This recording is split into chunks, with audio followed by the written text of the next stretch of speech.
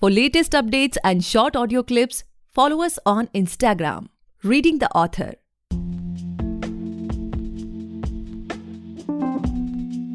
Hey guys, welcome back to the podcast Reading the Author, a unique show where we read authors' mind and not their book.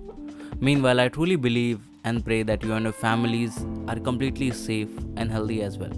Today we have Kochery C Shibu sir with us, the author of Faith and the Beloved. Today's episode is a recorded interview which was already aired a month ago, and with the full consent of the author, we are uploading it here in a podcast format. For more details, check the description. A very good evening, friends. I take great pleasure in introducing Shibu Kochery and the very eminent Mr. Ashok Vishwanathan to you. They will be in conversation on Shibu's book, Faith and the Beloved. Let me first introduce Ashok Vishwanathan, who is a national and international award-winning filmmaker, who is currently professor and dean at the Satyajit Ray Film and Television Institute, Kolkata. He has directed more than 150 film projects, including feature films, documentaries, short films, and television shows. Apart from the national awards, Ashok Vishwanathan had 5 Indian Panorama entries at the IFFI, is a Charles Wallace Scholar at Cambridge, and has won the Dishari, BFGA, Kalakar, and the Jayus Awards, besides the Silver Torchlight Award at Yongyang. He has been a visiting professor at Tufts University, Boston, and Monmouth University, New Jersey. Thank you so much, Ashok Vishwanathan, for being with us today. We are really excited and happy to have you, and looking forward to you being in conversation with the author. Thank you. Shibu Kochery. He's a best-selling and award-winning author of Men and Dreams in the Dauladhar, graduated from the prestigious National Defense Academy, Khadak, Wasia in 1981. He has served in the Indian Navy and commanded 2 warships. Post his retirement, he has executed hydroelectric projects in the Kochery River Basin in Karnataka, Beas River Basin in Himachal, and Teesta River Basin in Sikkim. He holds a postgraduate degree in Defense Studies from Chennai University and an MA in English Literature from Pune University. Shibu has changed tack from the snow-clad mountains to the blue oceans and has been associated with the setting up of a shipping company in India. Faith and the Beloved is his second book. Many of the characters in the novel are inspired from those whom he has encountered during his extensive travel. Kochery Shibu was born in Kochi, Kangarapadi, and now lives in Bangalore with his wife and daughter. Thank you, Shibu, for agreeing to do this interview. We look forward with a lot of enthusiasm, and I now hand over to Ashok Vishwanathan to take the discussion forward. Thank you. Thank you so much, Mona. Thank you very much, Mona, for that very kind introduction to both of us. But I personally feel that Shibu deserves every bit of it. As I was telling him, I'm fascinated by this novel, Faith and the Beloved. My apologies, I've not read the first novel, but I've read this one in detail. And it struck me from the very first moment that it was an intriguing piece of writing. It was something that gripped you, but also intrigued you, where you had lots of questions. And the way he has actually structured the narrative, that is very, very interesting. It is by no means a linear, straight narrative. The narrative interpolates and extrapolates, and you go back and forth. And my first question to Shibu, after congratulating him for his endeavor, was it very deliberate on your part to create this kind of a narrative discourse? Thank you, Ashok. Thank you for the kind words. Of course, yes, the narrative in terms of differing timelines and differing events not a linear narration. Yes, it is by design, but also at the same time that, as I said, in all my writing, I start off with a lot of effort and research into character sketching. I believe the character should come live, and so a lot of it was done as the novel was written. That means as you went along. So there were, the stories running in parallel, and as it happens in life, that the events need not be linear in many cases. Whenever the lives of two people or more than two people, when they cross each other, the crossing point may be one, but events before and after, then as in real life, they will be spread out in time and space. So I have taken that kind of an approach in writing this. It comes with its own challenges. It's quite tough in writing also. That's what I accept. So in fact, therefore, your novel is designed, but it is also spontaneous. There are things which you have done as you are writing. And one of the things that you have done, which I find very marvelous, is that there are many gray characters. The characters are not solid in the sense that they are black and white, which is what makes it very real. I would compare it with, say, an Aravinda Adiga, the kind of writing that he does. I like the character of Prem very much. It's a character which is not a negative character. I would not call it a negative character, but lots of shades of gray in the character. Could you tell us a little bit about Prem? So, it's like, when you write any of these novels, when I always believe in taking what I call slice of a society into the background of all the writing. And I am a fan of history. And I believe that one of the, problems of many of the readers, and including me, is that, we always look at history from an individual prism, or a prism that is given to you by the media or by the newspapers or by the powers be at that point in time. And there is a lot of skewing which takes place.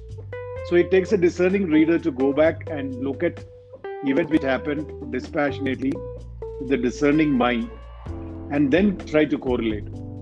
So if you see, the book starts off with an event in the 1930s where, that was a time when our own Dr. Ambedkar had fallen out with Gandhiji for some time for the way the what he called the Dalits were not treated well, or they were not being included. So there was a strife, and there was a period in time when there was what is called a Geneva Andolan which took place in the heartland.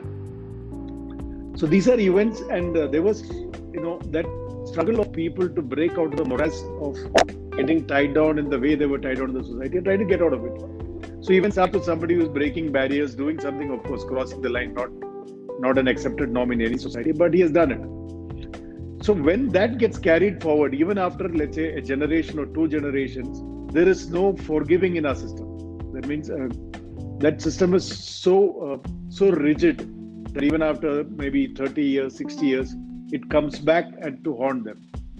So now this is a reality in our, the Hindi heartland, where the caste and the caste equations have always been a bane for us, and it continues to be even today.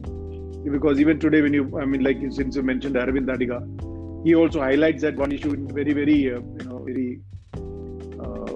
let's say maybe slightly overstepping the line, but okay, you highlighted the issue.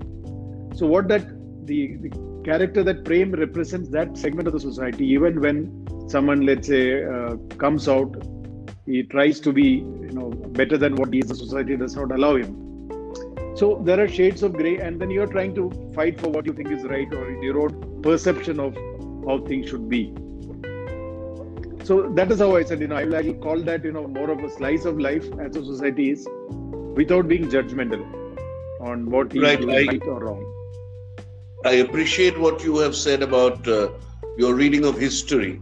So like you have spent a lot of time in designing the characters, going into detail, and also going into the history, the second very thing that strikes you right between the eyes is the milieu. You have brought out the milieu brilliantly. If you permit, let me just read a few lines from the chapter on Naiti, which is very important, and which I find it's almost visual, it's like a painting. Naiti was born in 1971 to the landed gentry in the village of Oriankara on the outskirts of Kochi. She was named after her grandmother, who died young. She was the fourth child and the only girl child in the Cheroril family. The Cheroril family owned large tracts of land, tea, and rubber estates, and were well placed in society.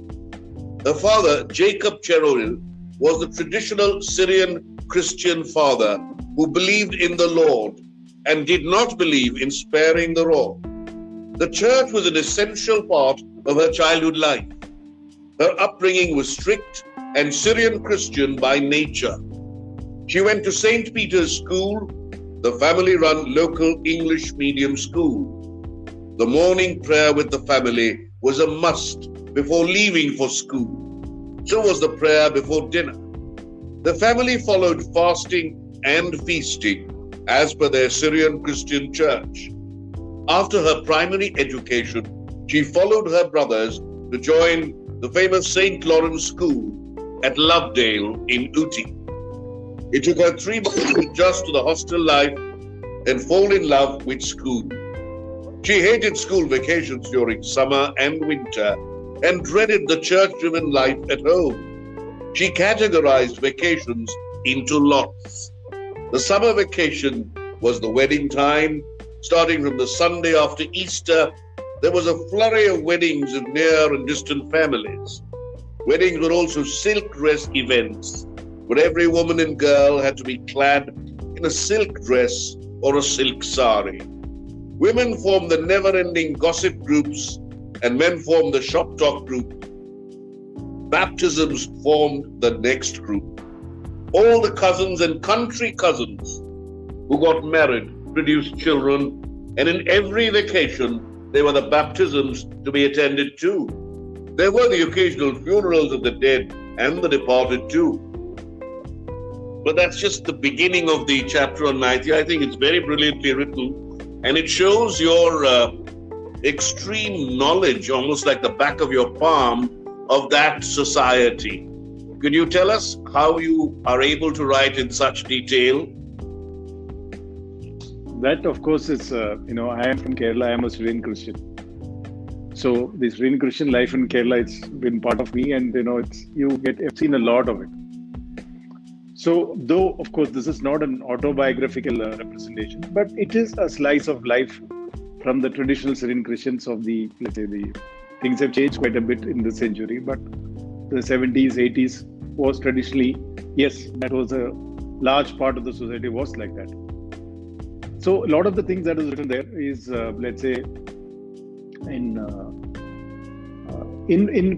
relates quite well to what happens in the Syrian Christian families, Syrian Christian traditions, the Syrian Christian way of life.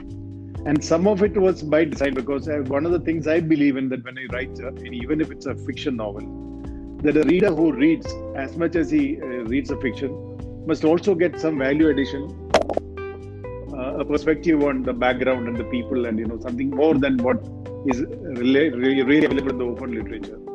So many of this stuff written in this book will not be easily available to a reader, even on the in open literature. Not easily available, not that it's not available, not easily available. So one of the aims was also to bring out this aspect of life, which to many readers like you found it fascinating. Many others have also told me this, that there was, yes, this aspect of life which, okay, the people who are in it take it for granted, but as a reader, yes, at times it's like entering another world, and that is by design. And that is what aids the narrative, a narrative which has got a lot of excitement, which is very much action driven. It also has so much of milieu and zeitgeist and background and research that makes you want to wait for those parts when they come, and both the parts, the ones which are really action-packed and the ones which are, probing, which are trying to be more philosophical, more metaphysical, they are equally attractive. So I think it's a very good blend that you've achieved in this particular novel. And the end, which I will not, of course, reveal, but even in the end, you end with a kind of a, mellow tone, because in the middle there's a lot of red hot stuff happening, but it ends with a kind of a mellow tone. Did you decide on the entire story at the beginning itself, or did it, as it progressed, achieve the form that it did? So if you see, the blueprint of the story is there in the first chapter, because the first chapter kind of lays clues to all that, which is discussed a number of times. There are 2-3 people who are reviewing the events which take place in the first chapter too, and to interpret it, to make sense out of it. So almost every word, every sentence has got a clue in it, which is the mystery and thrill part of it. So the second part of it is that I also believe that, in any of the storytelling and story writing, it need not necessarily be like, I keep telling, with many of the people say that, in Hindi movies, the difference between a hero and a villain is that hero has a past which justifies his present, and villain does not have. So you do not know why he is the way he is. So the audience always relates to the hero, whichever way he is presented, because there is a justifiable relation from background, from his past to the present. So in my writing, I always, whether it's 5 characters or 8 characters, I try to give the shades of background for everyone. So whether it's a hero or a villain, there is a past to him and there is a present, and it's for the reader to decide whether you think is, it's right or wrong, or whatever you want to see, or being judgmental. So the second aspect of it is that, not everything need not finish off, as I say, that when crime is always when a line is crossed in the society or in somebody's life. Nobody plans to be a criminal, or nobody plans a criminal activity. But there are times in life when you have left with no options but to cross the line, because that is the only option that you have at that point in time, to save whatever you stand for, value for. And there are times when you have to fight for what you stand for. So a lot of the times, the relationship bonding between women and your approach to life does get philosophized, the way you have been brought up and what your value systems are. So the end is also by design. The last chapter, of course, is by design to keep it a little bit of philosophical in its approach, an approach to life. It's for the readers to read in between and decipher. So whilst the blueprint was there in the first chapter, yes, this novel, as I wrote, as characters came in and as events developed, because I spent a lot of time, was first almost 1.5 years, went into researching of characters, background, stories, putting the material together. So as you start writing and picking the characters and weaving it through, there have been changes which happen as you start writing. So you have a blueprint, but of course it has taken a number of iterations. Then of course when you go to the editor, there is one final baptism in fire, as I call it. The editor takes you to the task, and there's one final round which comes out. So yes, initially there was a kind of broad outline in mind, which is there in the first chapter. But a lot of it is, there is twists and turns have been as the writing took place, as the characters developed and as the event developed. And as you said that, if I were to use some film parlance, it is both documentary and fiction, because you have introduced certain very real events, like the incident at the Taj Mahal Hotel, the terrorist strike, the LTTE tract. Now, these needed to have been researched, I suppose. What was your approach to including such events? One of the things that I believe in is that, as I said, since this book is primarily targeted Indian audience, and a lot of the young readers, when I speak to them, most of them, some of them say LTT, they almost sound surprised. It was an organization like that.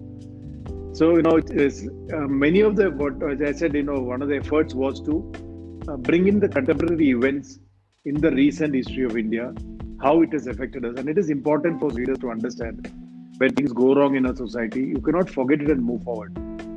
we must know what went wrong, what happened, to what level people went.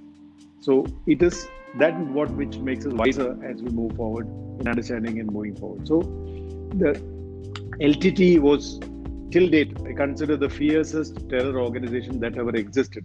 I mean, I don't think anybody has matched the levels to which they have gone, and I don't think anybody will, to motivating the people and bringing in the concept of suicide, terrorism, and telling people that, because it throws asunder a complete legal system, because your complete legal system is based on a premise that a man values, he or she values his life.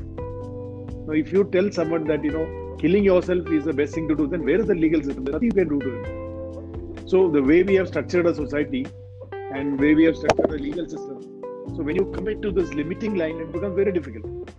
So LTT pushed it outside the limits of anything that you can do. What can you do to man when you decided that the value in life is in killing yourself for a cause? And they could convince people so that, that it's better to die as a hero, Veera Maranam, as you used to call it, as the chief convinced people, and so many of them. So even today, what others have followed after that, what the other terror organization, it's only a shade of what he has achieved. Nobody could really motivate people to the level which that organization could, and where people heroically went into this kind of stuff.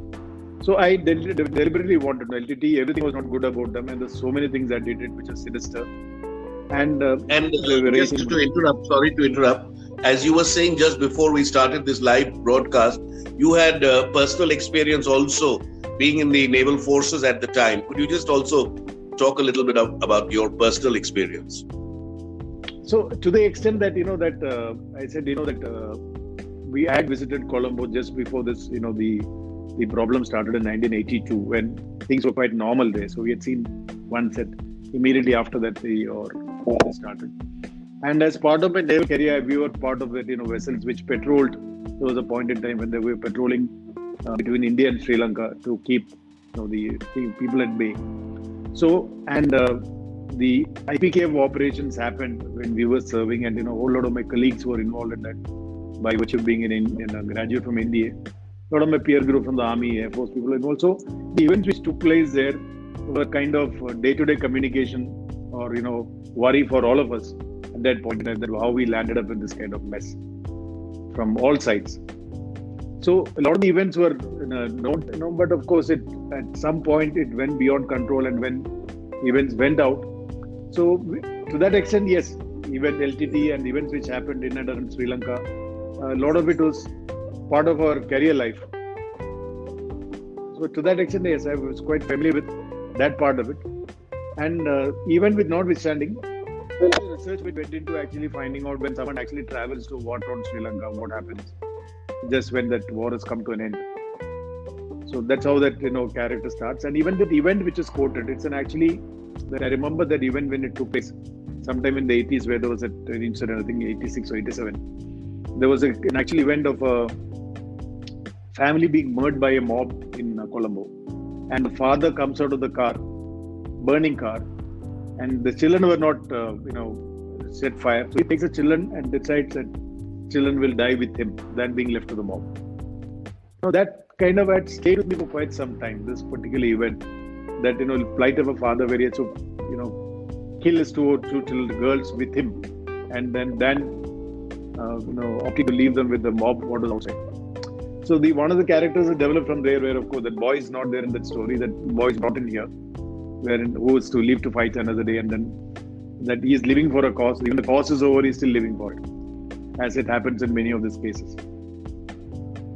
So that part, yes. So I just by design, I said, our people should know that it is we had a large issue which had for about 3 decades. It had permeated into every level of our society, which had the pluses and the minuses.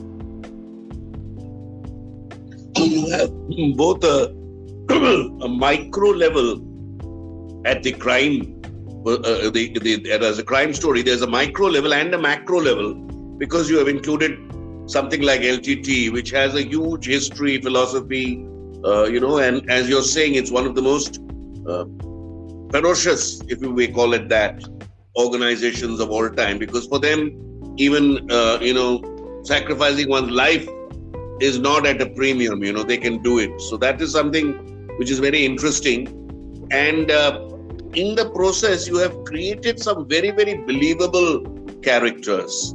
The reason why I said earlier also why this book is so dear to me is, one, because it is with an international flavor relating totally to Indian or Asian events, and secondly, it actually creates characters which are very believable. If you look at the character of Naidi Jeroril, she seems absolutely a real character. And the way you brought in the IIT, the competition there, and these are places where I've been to, and the IIM after that. Was she modeled on any real character in your experience? No, it is not a lift off from a person whom I know, definitely not. But and as I said, a lot of these things are, I have a lot of friends from IIT and IIMs, and pretty familiar with how things happen there, and so to that extent, it is there is no one particular individual on which she is based. But the idea was to bring out, because I have come across, after the liberalization of the economy and courtesy the IT sector, it has been many times the true talent of women who are capable of, let's say, understanding business better than men, which is something which many men find it difficult to digest. But as the traditional businesses where you're standalone and running a business was okay, but as after liberalization took place and as the economy grew, and if you did not know the sector, if you did not know how to study the sector and to see the trends that consolidation which takes place, a lot of the things go out of the ambit of the traditional family-run businesses unless they really keep their wits about them. And there have been actual cases where it is the IIT, IIM have thrown out really some talented women who have understood the business very well. So this was also to highlight that point, so that the traditional houses, many of them even today, even in this 21st century, they still believe that the business decisions is kind of still the male hierarchy. But that is also quite deliberately to bring out as to finally it is not so much about man or woman, yet it's about understanding the business. Because a woman who understands it for you, she is the one who will bring in results. So that is deliberately to highlight that one aspect. And there are many like her, may not be large enough in number, but there are successful, let's say, IIT, IIM graduates who made a mark for them and proven that they can develop business and do things. So there are many such stories which are there, which are known in the open media also today. Many people who are talked about. So of course that character was built to reflect that one aspect of India. And where do you think Alice will go from here? You've given a hint that she will go into academics. What do you think? What will happen to Alice? I have not actually. I have not thought, and I have not put anything beyond what is written there. So it is like this, normally it's one of the, this was also an effort to tell the young people also that even in today's society, if you keep your wits about you in any situation, and if you are able to, finally it's all about thinking and your ability to think, and without losing your wits, that will keep you alive in any environment. That has always been it's a fact of life, whether it is 21st century, 20th century, or go back to BC times, go back to Chanakya's time, story is the same. It's like people say that it's the mind which has to win first, then only events will unfold. Because in the military there's a saying, it says that battles are fought and won in the minds of people. So it is the mind which matters, and that is what people should group. And Braun has found its relevance. The relevance is a very, very, very key word here, because I find a very interesting postmodern aspect in your novel. In the very first scene involving Alice, she's in a tremendous trouble, and it's almost like a computer game where she's trapped and she has to escape from that. So you have that frenetic feel of computer games also in a very subtle, metaphoric way, which is, touching your novel. Was that thought of, or it came naturally? Because that's the world which the children of today are dealing with, the world of computer games. Yes, that is also by design also, and has also kind of thrown in a caution in that. If you see that the as the evil elements are into every aspect, including games. So if you see that there have been many of the incidents are brought out as to how in that also there's a case wherein the computer hackers get in and you to get to the controllers who control the games to manipulate and get into a game and thereafter steal the identity or play with the children which are playing the game. So the basic norms of safety, security, as much as it is in real life, it is equally applicable in computer games which they are playing. So that was deliberately a game because a lot of the children get into it, and there's a lot of battle of wits which happens. You have to expand on it to make sure that you're not losing out on an identity, nobody's stealing your identity.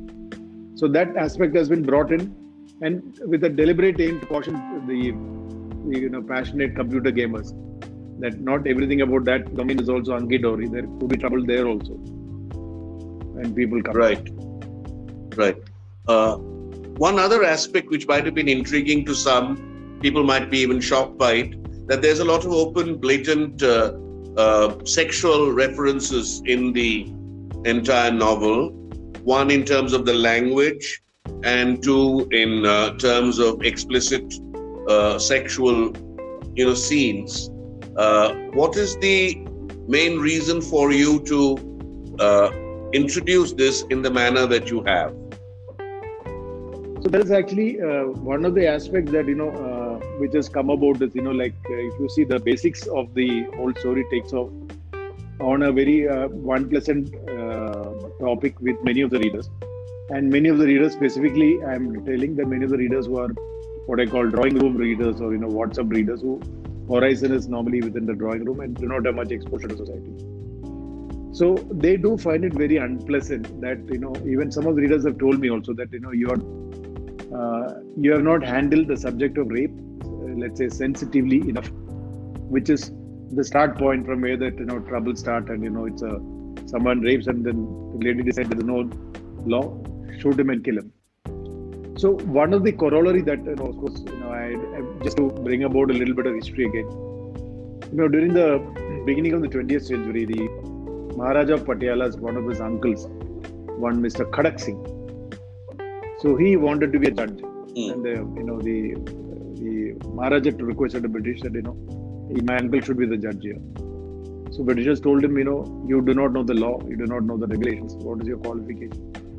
So he asked them that what is it that you want? So they said that we want that law and order should be maintained, and in the law he said goes correctly. He said I will do that. So leave that to me. That is what we have been doing all this while. I'll continue to do that. So he became a judge, and the first murder case that came to him was one woman whose husband was murdered, and there were 4 accused. And the woman said that these people beat her husband to death in the farm in front of her eyes, and the men refused. And there was a lawyer who was representing these 4. So Kochery Singh said, okay, so these are the 4 accused. They said, okay. Said, who are you? As a lawyer. He said, I'm their lawyer. Why are you representing them? Said, that means you're also party to their crime. He said, no, I'm a lawyer. No, it doesn't matter. So they said, decreed hang all 5 of them. So his judgment came to an end there, and all 5 were put to the gallows. After that, for that duration, next 8 years when he was there was no question of any murder anywhere in that area. Now the concept of justice and concept of execution of justice is runs from society to society, and the way we have done it is our society in this matter has been very, very brutal. That's only language of people understand. So that means his case is very clear-cut cases. There's nothing to discuss about. You make an that this is how the law is going to be dealt. People fall in line. So now this is one aspect which, let's say, now this is one of the weaknesses in the whole. Let's say, if you go by the penal code, punishable by 7 years. Okay, that is, how does it matter? Let's say that in India, when you say that poverty and honesty is difficult for it to coexist. Difficult, not that it cannot, but most of the time it's difficult. So someone has got nothing to lose, 7 years in life, he doesn't care. So we have adopted a legal system which is British by nature, and they had their own way of bringing it up. So in its implementation in India and its system that we follow, it has got its own limitations.